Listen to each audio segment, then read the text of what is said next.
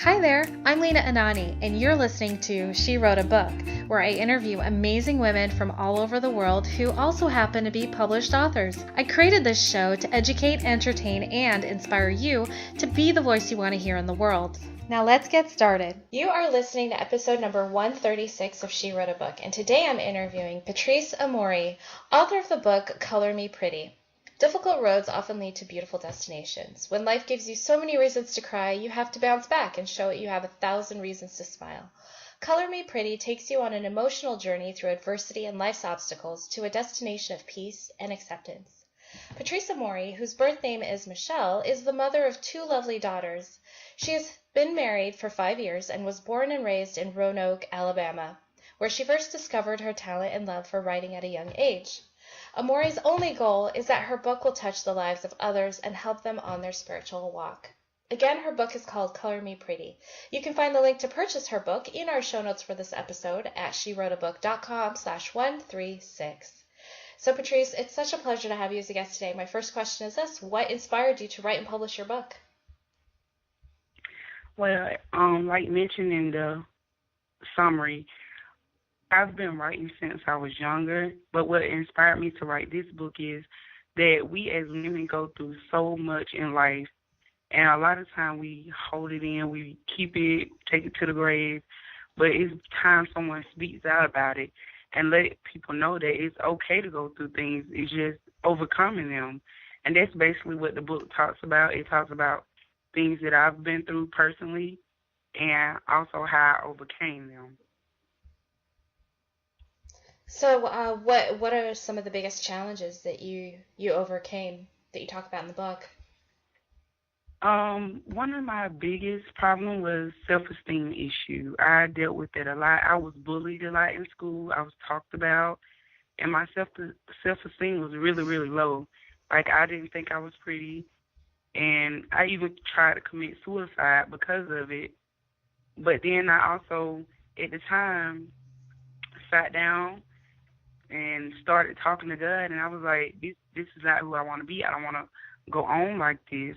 And I asked God to start working on me, start changing me, let me accept myself for who I am. It doesn't matter what other people think of me. It's how I look at myself. And is that how you came up with the title of the book, Color Me Pretty? Yes, ma'am, because I dealt with my self-esteem issue, like I mentioned, and that's where Color Me Pretty came from.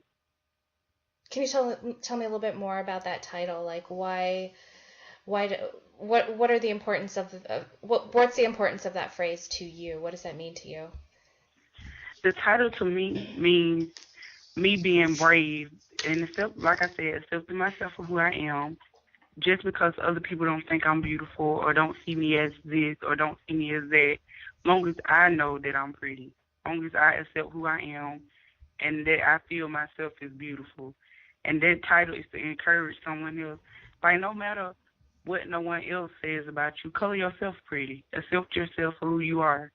Why do you think that happens in school where people start bullying people and making them feel less than? I've wondered that a lot, but I think it's the upbringing at home. It starts at home. Whatever if you're setting the example for your child, so if you're doing it at home, I'm pretty sure that's all they know. So of course they're gonna go out and do the same thing.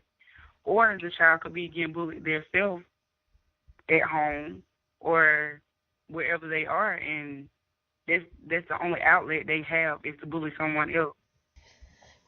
I wonder, like, cause I had, I had a similar experience growing up, and I felt like I was, an ugly duckling growing up, but looking back and I'm looking at the pictures, I'm like, oh my God, I wasn't. Like, how did I let other people affect the way, affect the way that I believe I look, or I believe I am, or how I show up in the world? Like, what do you think, what do you think happens with kids to where they feel like they can't take that power back? They put the power in the hands of others to help define their self-worth and their self-esteem.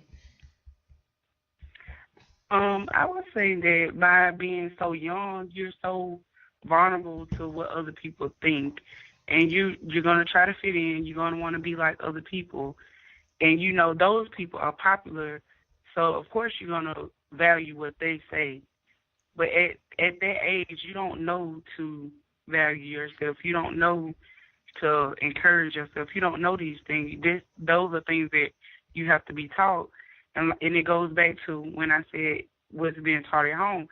If you even put in a child's mind that they're ugly and you're just playing about it, that sticks with them. If you tell a child they can't do something and you're just playing, it sticks with them. So all that builds up, and before you know it, their self-esteem is just low. And so anything that anyone else says, they're going to accept it. Absolutely. And I'm looking through the sample of your book right now on Amazon, and I see that this is a book of poems. Is that correct? Is the whole book? Yes, ma'am. Poetry? That's awesome. It's poetry. Yes, ma'am. I'm reading. I'm looking at lesson learned, and I'm just thinking, oh wow, this looks really good. This is a powerful poem. Very powerful poem. Can you tell me a little bit more about that? Like what inspired lesson learned for you? I look back on the things that I've learned in life, and some of them were hard lessons, but some of them were actually for the better. It taught me to be who I am. And it's just life lessons that you have to learn. You go through things to learn those lessons. If you never go through anything, how are you going to be able to help someone else overcome? And that's how I look at it. So I accept the lesson that I learned, and now I'm able to help someone else that's going through the same thing and don't know which way to go. I love it. I love it. And who is your ideal audience? Who are you hoping is picking up copies of your book? My ideal audience is young adult, teenagers, mainly young girls, because they're the main ones who deal with self-esteem, bullying, rape. It's so much that they deal with, and they mind, they feel as, how am I going to do this? Why is this happening to me? How can I go on? How can I move on? How can I forgive this person? So that is my main audience. That's my main goal, is to mainly reach young adult and teen women. And what do you hope would happen after they read your book? I just hope that it inspires them to at least spark their spiritual journey, at least turn around and be like, yes, I am pretty, no matter what you say. Even though you bullied me in school, I still love you in spite of. You may have raped me, but I forgive you now. But I also want them to learn to forgive themselves first. But how can you forgive anyone else if you haven't gave yourself? So that is my main goal. That's amazing, Patrice. Awesome. So my last question for you is this. What do you love most about being an author? I love writing. I just love writing. That's my that's my getaway. It's my escape. Even before I decided to actually publish a book, I was writing. That's all I've done all my life. Little, going up to I'm 26 now. And I write. I still write. I carry a journal in my purse. Wherever I go, I'm on my job, I have a journal. I just love writing. But I also love inspiring people, motivating people. So through my words is how I inspire and motivate people. Beautiful. I love that passion. That is the spirit of a true author. I love it. So Patrice, thank you so much for being our special guest today. We will have a link to your book in the show notes for this episode, and our listeners can find that at SheWroteABook.com/136 to learn more about our author and her inspiring book. Patrice, thanks again. It's been a pleasure.